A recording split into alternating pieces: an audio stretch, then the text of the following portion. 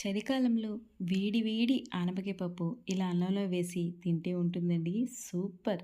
దీంతో అప్పడాల కాంబినేషన్ అయితే హైలైట్. మీరు కూడా ఇది తప్పకుండా ట్రై చేయాలి.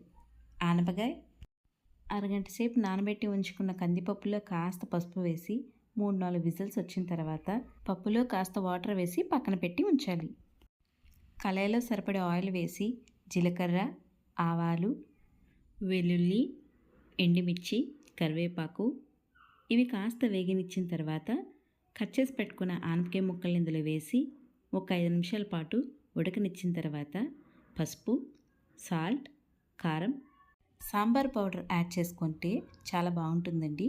ఇప్పుడు వీటిని కాసేపు మగ్గనిచ్చిన తర్వాత వాటర్ యాడ్ చేసి బాగా ఉడకనివ్వాలి.